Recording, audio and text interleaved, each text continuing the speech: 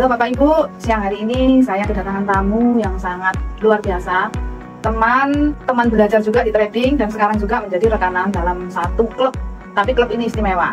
Nah, saya kenalkan Pak Freddy ya. Nah, Pak Freddy ini akan memberikan satu sharingnya. Ini yang sangat luar biasa yang mungkin di luar dari konteks trading. Tetapi ini menurut saya sangat penting sekali dan sangat bermanfaat buat para trader juga ya, untuk kedepannya seperti apa, bagaimana mengelola profit-profitnya. Menurut saya seperti itu. Soalnya saya juga bergabung bersama dengan Pak Freddy ini karena saya juga melihat manfaatnya sangat luar biasa untuk profit-profit saya. Bagaimana saya mengelola profit ini agar kedepannya lebih menguntungkan lagi. Pak Freddy, apa kabar? Ya, ini kabar baik. Ya. Oke, nah mungkin bisa diperkenalkan ke teman-teman kita nih Pak Freddy ini sebagai apa sih di klub itu dan seperti apa sih klub ini sebenarnya? Ya, jadi saya di komunitas bisnisnya Ciputra Club ini itu sebagai koordinator. Jadi koordinator untuk pengembangan komunitas. Jadi ini ada satu komunitas yang besar yang dibangun oleh satu perusahaan yang terpercaya, maksudnya seperti itu Pak? Iya, betul. Oke, nah saya ada banyak pertanyaan ini Pak, ini sudah saya kumpulkan beberapa, yang juga pertanyaan saya pribadi supaya saya lebih mengenal, juga pertanyaan dari beberapa orang yang sempat saya ceritai. Ya, pertanyaan ini mengenai aset paper ya, karena kan di dalam klub itu pengembangannya juga di aset paper seperti itu ya Pak ya. Nah, aset paper ini mengapa sangat diminati di negara-negara yang maju? Ini sepengetahuan saya. Dan banyak sekali orang di negara Indonesia ini yang sebenarnya masih belum tahu sebenarnya aset paper itu apa. Dan mungkin yang tahu itu hanya sebagian kecil saja. Bisa dijelaskan Pak Freddy? Iya Bu, jadi memang di negara maju ini orang-orang sudah lebih minded ya terhadap paper aset. Jadi kalau yang selama ini kita tahu, aset kan selalu bentuknya fisik. Jadi seperti rumah, tanah, kemudian emas. Nah, jadi ada bentuknya. Tapi kalau paper aset itu tidak ada bentuk fisiknya. Dan kalau zaman sekarang lebih ke arah digital biasanya. Nah, kenapa kok di negara maju itu orang sukanya itu malah mengkoleksi paper aset, bukan aset fisik?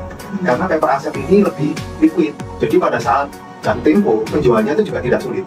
Beda kalau seperti kita punya aset berupa rumah ya, pada saat mau jual kan pasti ada proses yang cukup panjang, jadi cukup ribet. Jadi sebabnya orang lebih suka koleksinya paper aset. Berarti kalau cepet cair itu berarti nggak harus lama gitu nunggunya, cari pembeli dulu, nggak harus seperti itu ya Pak ya? Iya betul, jadi nggak harus cari pembeli, karena kan biasanya kalau paper aset itu lebih ke ada kayak kontraknya.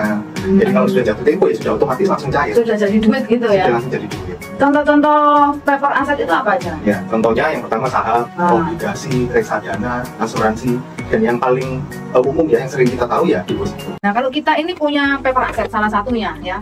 Nah, apakah dengan kontrak itu sekiranya kalau kita ini sampai ada apa-apanya gitu ya. Nah, itu apakah tetap bisa cair atau terus langsung uangnya itu hilang atau bisa dialihkan ke anaknya atau seperti apa sih? Mungkin bisa diwariskan atau apa? Seperti apa Pak? Itu salah satu kelebihan paper aset juga. Jadi untuk proses warisnya juga lebih mudah. Jadi biasanya kalau saya ambil contoh misalkan yang di asuransi ya. Jadi kalau di asuransi itu ada yang namanya uang pertanggungan. Pada saat yang tertanggung itu mengalami risiko meninggal, sudah otomatis diwariskan ke ahli warisnya. Tanpa harus membuat surat wasiat, tanpa harus ada sengketa-sengketa macam-macam. Dan yang kita nggak mau kan kita pada saat mewariskan sesuatu ke anak cucu kita itu terjadi sengketa atau apa. Nah kalau di paper aset itu semuanya jelas dan pemindahannya itu lebih mudah. Jadi lebih gampang ya, nggak kayak kalau kita mau kasih warisan ya. Ini bisa ya untuk warisan gitu ya? Justru biasanya orang ngambil untuk tujuannya yang utama untuk warisan. Biasanya gimana itu Pak? Kok saya nggak pernah dengar di negara kita ya? Iya, jadi kalau warisan biasanya di asuransi ya, produknya adalah asuransi. Jadi biasanya orang-orang berpikirnya kalau di asuransi itu kan hanya untuk kesehatan. Padahal ada yang lebih menarik lagi dari itu, yaitu kita bisa menukar uang kecil dengan uang besar. Jadi contohnya kalau seumur saya umur 40 tahun, itu kapan hari saya sempat hitung dengan menabung 160 juta, saya bisa dapat paper aset senilai 1 miliar. Berarti kan nggak perlu trading Pak. Berapa? 650%. 650%. Itu berapa lama Pak? Kalau seumuran Bapak itu? Itu untuk warisan. Jadi saya ngambilnya sekitar 50 tahun ke depan. Ya memang benar-benar warisan ya. Namanya warisan itu kan yang punya harus meninggal dulu ya, terus diwariskan gitu ya. Nah kalau misalnya Pak, ada seseorang itu yang punya penghasilan tetap, kemudian kebiasaannya dia itu menabung gitu ya, menabung gitu. Nah, tabungannya ini kalau dikumpulkan suatu saat dia mau mewariskan gitu aja, itu sebenarnya rugi ya Pak ya kalau tidak dikembangkan ya. Toh juga kita kalau masih muda, umur masih bisa melewati sekitar ya masih bisa 50 tahun ke depan atau apa, atau kalau nggak keburu 5 tahun pun cair ya Pak ya. Iya, nah, jadi kalau di investasi pada umumnya kan kita ini terikat waktu ya. Jadi investasi kan butuh waktu. Iya. Nah, kita punya target misalkan dalam waktu 50 tahun lagi saya harus punya dana sekian. Nah, tapi kalau ternyata di tengah-tengahnya itu terjadi risiko meninggal, nah target yang sudah kita planningkan tidak akan tercapai. Nah, bedanya kalau di paper aset yang di asuransi yang ada UP-nya itu otomatis pada saat terjadi risiko meninggal uangnya langsung cair. Seperti yang sudah digolkan itu targetnya ya, sesuai kontraknya itu. Jadi targetnya itu sudah pasti tercapai pasti keluar. Nah, jadi tinggal gini aja, kita pengen ngasih warisan berapa buat anak cucunya, misalnya kayak gitu ya. Ya mulai sekarang ya kayak nabung gitu ya Pak, bener Pak? Betul. Nggak perlu harus semua ya kan? Bisa dicicil. Bisa dicicil itu yang paling enak. Walaupun cicilan tetap keluarnya sama ya Pak ya? Sama. Wah ini yang keren ya Pak ya? Jadi seperti contoh hitungan tadi, kalau 160 kan jaraknya 1M. Nah 160 juta itu tidak harus dibayar langsung, tapi bisa dicicil selama 5 tahun. Nah kalau udah sampai 5 tahun misalkan masih 1 tahun, jadi kan belum sampai 160, tetap keluar 1M Pak? Tetap keluarnya 1M. Wah ini luar biasa tuh. Ini satu pilihan ya, salah satu dari strategi kita supaya kita mengamankan dana-dana kita ya Pak ya. Ya jadi nggak sampai tergerus, ada satu kepastian, itu kontraknya itu kepastian ya Pak ya. Nah tidak sampai tergerus, ada satu kepastian dan resikonya ditanggung ya oleh mereka ya. Kita nggak tanggung resiko apa-apa ya Pak ya. Karena juga asuransi kan konsepnya pengalihan risiko. Nah cuma sekarang ini pertanyaannya Pak, kalau misalkan resiko kita ditanggung, resiko terburuk kita apa Pak? Resiko terburuknya kita punya tabungan kita. Berat untuk nabung kan? Gitu ya, tidak ada resiko terburuk. Resiko tidak ada. Nah, bagaimana dengan scam Pak? Nah kalau scam ya tentunya kita harus lihat perusahaannya dulu ya. Kita harus lihat perusahaan. Kalau ini mungkin saya mulai masuk ke perusahaan. Iya, ini yang maksud saya cerita dari panjang lebar dari tadi ini. Terus kalau kita kepingin punya paper aset karena kita ingin menabung istilahnya dalam jangka panjang tapi dalam keadaan aman dan pasti dan resikonya ditanggung. Apalagi kalau kita ini kan kumpulan trader-trader Pak, komunitasnya Super Mega Profit ini. Itu mereka kadang-kadang kan sudah profit gitu ya. Terus nggak mau dikompon, bener-bener mau diamankan ya. Itu kan ditabung. Nah ini resiko scamnya itu kita mesti tahu dulu gitu. Kita harus setornya itu kemana? Apakah nanti untuk jangka waktu misalkan 10, 15 tahun, 20 sampai 50 tahun ke depan ini apakah aman? Takutnya kan sudah nabung lama tiba-tiba hilang begitu saja. Nah. Ya, jadi betul ya yang Bu Yani tadi bilang. Jadi kalau trader itu kan biasanya sudah dapat profit konsisten. Nah, terus profitnya ini mau dialokasikan kemana? Kalau dikompon kan risikonya takutnya besar. Ya. Dialihkan ke paper aset yang lain. Trading kan juga termasuk paper aset juga. Nah, bisa dialihkan ke paper aset yang mungkin lebih aman dan lebih pasti. Nah, jadi hasil tradingnya tadi bisa dipakai untuk nabung di sini. Karena risikonya jauh lebih kecil. Nah, kalau kita mau memilih perusahaan yang bagus ya tentunya yang sudah ada nama. Contohnya kalau di Ciputra ini ya boleh kita bilang siapa sih yang nggak tahu Ciputra gitu ya. Ini Ciputra yang punya perumahan, yang punya hotel, itu ya betul ya. Punya apa aja sih? Jadi Ciputra Group ini ada properti, ada mall, ada hotel, kemudian ada rumah sakit. Oh ada rumah sakitnya. Ada kampus, ada sekolah. Oh banyak dan ya. Bahkan juga bekerja sama dengan banyak tempat seperti Prodia, Cipto dan sebagainya. Jadi banyak kerjasama yang lain. Jadi Ciputra ini kita tahu sendiri merupakan perusahaan yang sangat besar ya. Dan kita bisa lihat langsung perusahaannya. Jadi misalkan kayak mall, kita tahu mallnya itu ada rumah sakitnya ada, gitu ya. Bahkan rata-rata kalau di Surabaya Barat nih, teman-teman kan banyak tinggalnya di Citraland. Berarti kan sebetulnya mereka ini sudah customer-nya Ciputra. Jadi kalau nabung di Ciputra juga harusnya ya sudah ada. Tidak usah khawatir lah. Tidak ada kekhawatiran lagi karena sudah merupakan customer-nya Ciputra. Dan sudah bisa lihat sendiri Ciputra selama ini kalau membangun rumah, membangun properti itu hasilnya seperti apa. Tidak setengah-setengah. Jadi kalau setahu saya dulu, kok kayaknya kalau orang bangun perumahan itu ya hanya rumah-rumah paling ada clubhouse-nya gitu ya. Tapi sejak Ciputra bikin yang Citraland itu seperti membuat sebuah kota sendiri. Jadi yang dibangun itu kayak ekosistemnya. Jadi di mana pada saat kita beli rumah di sana, itu kita tidak perlu jauh-jauh ke tengah kota karena di sana sudah lengkap. Sudah ada tempat bermainnya, sudah ada rumah sakitnya, sudah ada sekolahnya. Jadi yang dibangun adalah ekosistem. Nah ini juga yang diterapkan di komunitas ini. Jadi yang dibangun adalah ekosistemnya. Jadi antara sesama pengusaha, sesama member. Jadi member-member lain yang punya usaha macam-macam juga bisa saling kolaborasi, menjalin relasi baru. Banyak manfaatnya. Kalau saya dengar kan tadi nabung-nabung, kemudian disebut asuransi. Ini bukan sekedar asuransi seperti yang pada umumnya, walaupun ini tergolong asuransi ya. Tetapi ada manfaat lain yang bisa kita dapat dari yang namanya komunitas ini ya. Karena kan tidak dikatakan ini asuransi apa gitu, bukan ya. Tapi secara pemasaran menggunakan bahasa komunitas. Ya. Nah dari komunitas ini, apa sih keuntungan kita? Ya. Jadi sebetulnya kalau Ciputra ini kan kita lebih bilangnya ke komunitas ya, komunitas bisnis. Karena fokusnya adalah membentuk wirausaha seperti visinya Pak Ciputra ya, mencetak 4 juta entrepreneur. Nah, jadi pembandingnya seharusnya bukan asuransi, karena kalau di asuransi biasanya kan tujuannya cari agent, jualan produk asuransi. Nah, kalau di sini kita tidak jualan asuransi kesehatan, kita nggak jual. Bahkan kita juga nggak cari agent. Jadi sebenarnya kita di sini hanya sebagai member komunitas saja. Oh, berarti nggak perlu AADI seperti itu ya sebagai membernya ya? Ya, karena kita bukan agent. Oh, bukan agent. Jadi teman-teman saya yang dari asuransi lain malah banyak juga yang bergabung di komunitasnya. Tujuannya untuk nambah relasi, bahkan untuk jualan produk asuransi kesehatannya mereka. Jadi nggak masalah karena kita memang bukan di perusahaan asuransinya, tapi kita lebih ke komunitasnya. Jadi kita komunitas. Nah, kalau kayak saya ini, seperti Bu Yani ini, kan saat ini sedang memperkenalkan ya, maksudnya sharing, ada cara baru yang sangat menguntungkan untuk kita mengalokasikan profit-profit kita agar lebih aman dan lebih pasti ya. Nah, keuntungan saya untuk memperkenalkan kepada orang-orang lain ini kan jelas namanya kita mau berbisnis ya, mau cari untung itu sebenarnya apa aja sih?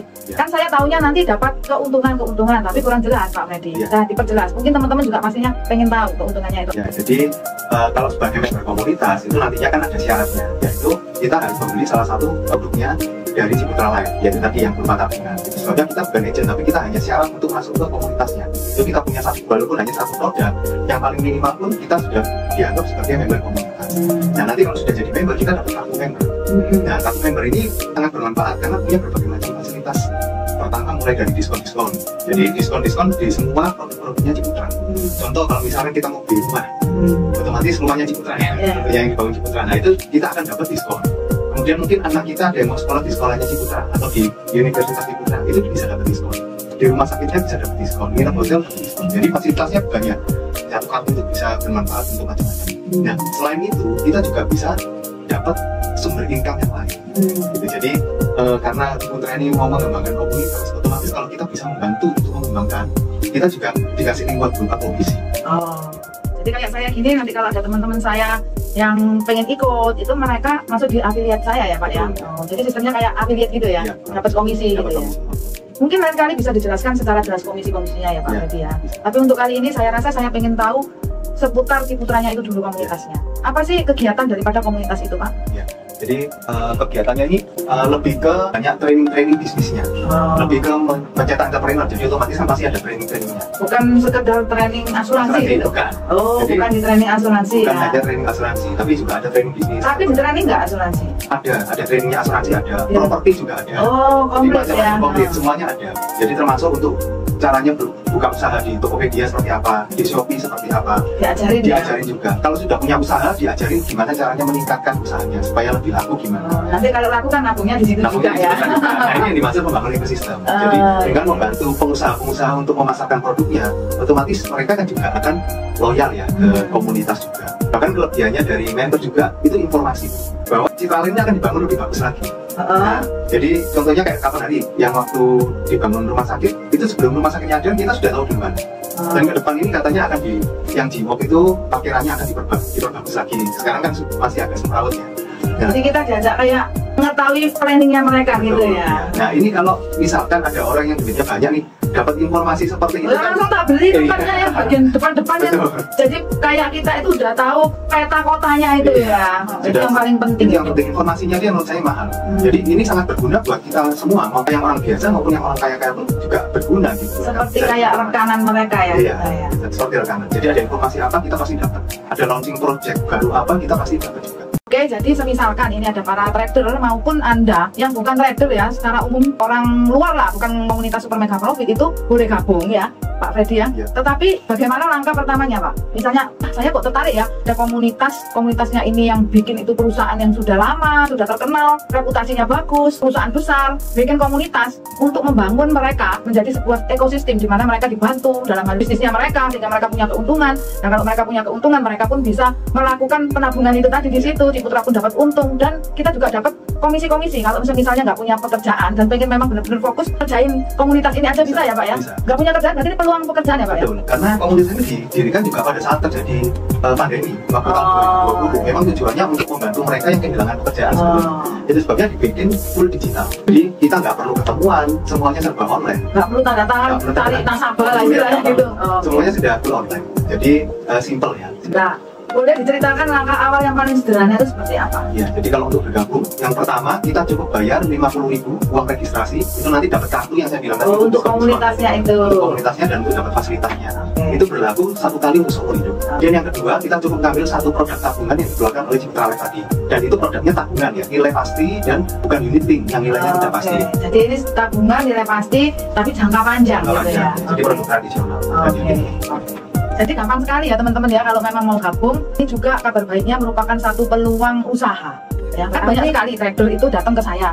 Saya mau belajar trading, kemudian bayar ilmunya, saya ajarin trading. Saya mau pakai robot, kemudian belajar ya, dia bayar juga, Freddy pakai robot, tapi punya masalah ya teman-teman. Masalahnya modalnya itu kecil terus. Ini banyak Pak Freddy. Ketika saya tanya kok modalnya kecil dan ditambah, tapi pengennya profit besar. Ya mana bisa kalau modalnya kecil profit besar. Dia bilang saya ini sudah tidak punya pekerjaan karena saya di PHK, karena pekerjaan saya ini tidak laku, banyak pesaingnya, saya sudah tidak kerja, bangkrut dan lain sebagainya. Terus dia bingung, sebenarnya saya pengen kerja tapi kan pasti modal lagi. Iya. Di sini nggak ada modal ya Pak ya? Boleh dibilang nggak ada modal, karena kan di sini nabung. Nabung ya, asal punya penghasilan yang cukup untuk nabung itu aja, kemudian sambil mengerjakan ini bisa dapat keuntungan. Nah, nabungnya juga gratis ya? Bisa gratis. Oh, dari oke. income yang kita dapatkan bisa dipakai untuk nabung. Nanti tabungannya jadi gratis. Jadi punya jaminan untuk masa depan, tapi gratis ya. Tinggal kita memperkenalkan komunitas ini. Nah, pertanyaan terakhir Pak Freddy. Kalau kita bicara affiliate, kalau kita bicara masalah kita punya peluang kerja di sini, nah menurut pengalaman Pak Freddy, sebenarnya susah nggak sih ngerjakan ini?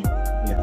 Kalau mengerjakan ini menurut saya ya, apalagi zaman sekarang dengan kemajuan teknologi semua serba digital sudah jauh lebih mudah, jauh lebih mudah. Karena kita tinggal promosi bisa lewat status WA, status Instagram, tinggal nunggu, istilahnya orang ada yang tanya, kita tinggal arahkan.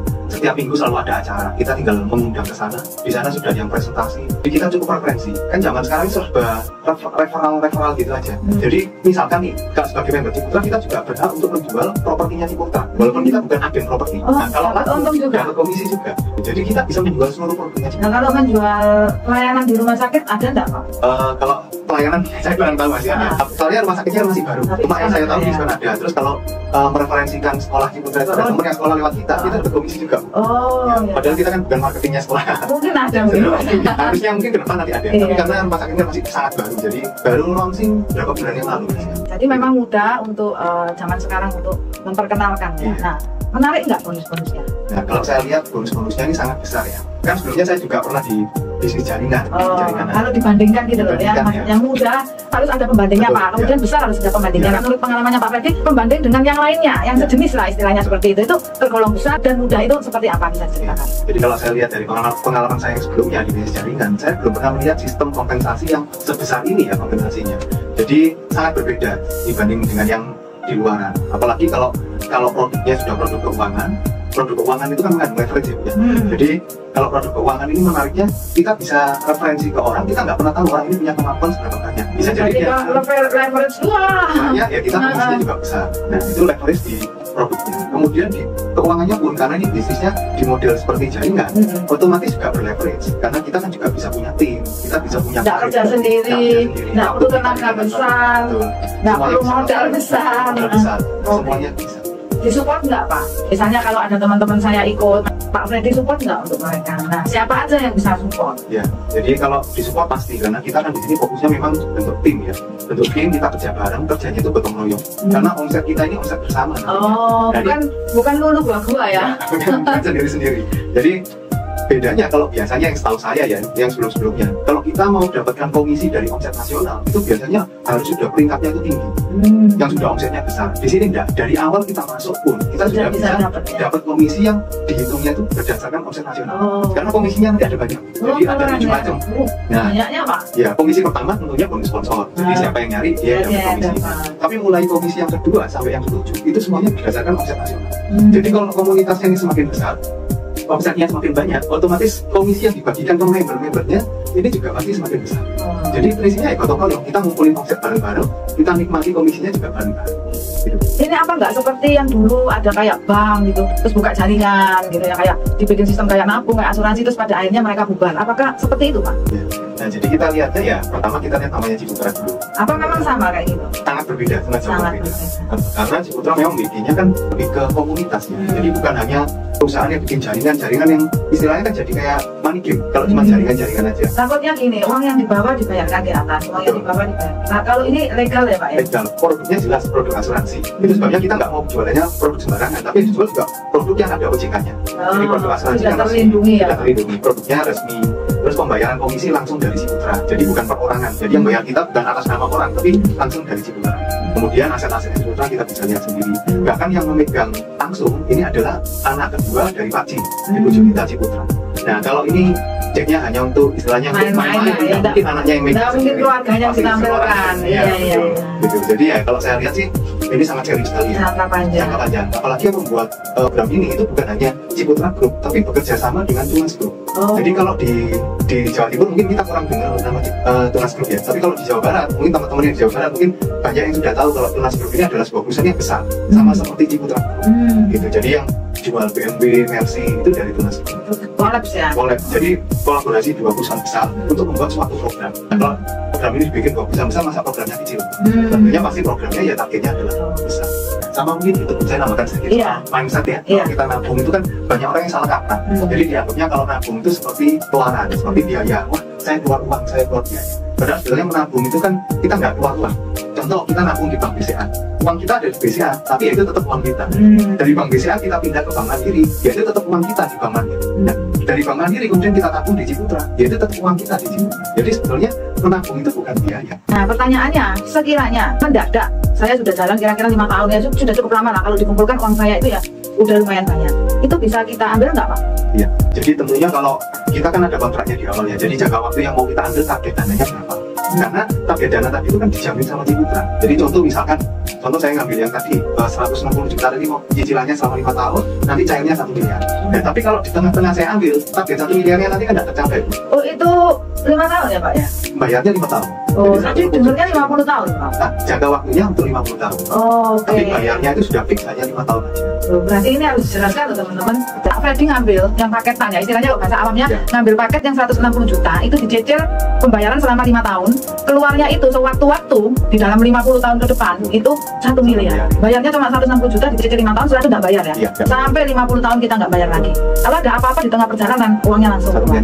Kalau 50 tahun kemudian masih sehat, masih hidup misalkan ya, nah itu juga tetap cair. Jadi tergantung, jadi sini fleksibel, mau milih yang cairnya 10 tahun lagi atau 15 tahun lagi atau 16 tahun lagi itu bebas.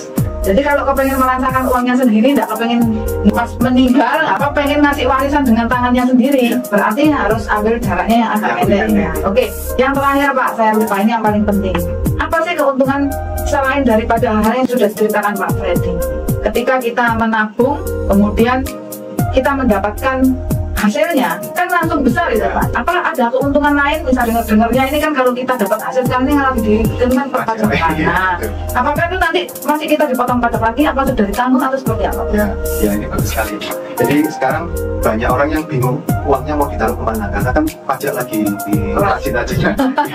Nah, kalau kita mau menghindari pajak dengan cara yang legal, ya ini salah satu solusinya. Dan ini sudah banyak dilakukan oleh orang-orang yang kaya. Jadi mereka banyak yang menaruh uangnya itu di asuransi. Kenapa? Karena asuransi bukan objek pajak. Jadi contoh yang tadi, contoh yang 1 miliar tadi kalau cair, itu kan dari 160 juta, 1 miliar kan gede sekali profitnya. Kayak orang trading tiba-tiba untung 1 miliar, itu langsung kena pajak Pak. Nah kalau di sini itu tidak kena. Padahal kalau di investasi lain ada selisih harga jual beli, kita pasti kena pajak. Walaupun kalau di paper aset itu biasanya pajaknya kan final, kecil, termasuk kecil lah ya, dibanding kalau yang fisik. Kalau yang fisik kan seperti rumah apa, kalau dijual pajaknya besar sekali, diwariskan juga bisa pajak macam-macam. Nah, kalau di sini tidak kena pajak sama sekali. Otomatis kalau tidak kena pajak berarti kan mengurangi biaya, berarti profitnya maksimal. Jadi tinggal dikasih keterangan aja hasilnya ini ya dari asuransi, itu tidak perlu membayar pajak. Jadi ini bisa jadi solusi ya buat teman-teman yang bingung mau naruh uangnya di mana. Karena kalau di investasi yang lain pasti kena pajak. Kalau di sini tidak. Oke. Baik, saya tutup kali ini karena sudah cukup jelas. Ya nanti buat informasi tambahan teman-teman kalau butuh bisa cari saya. Oke, see you next time.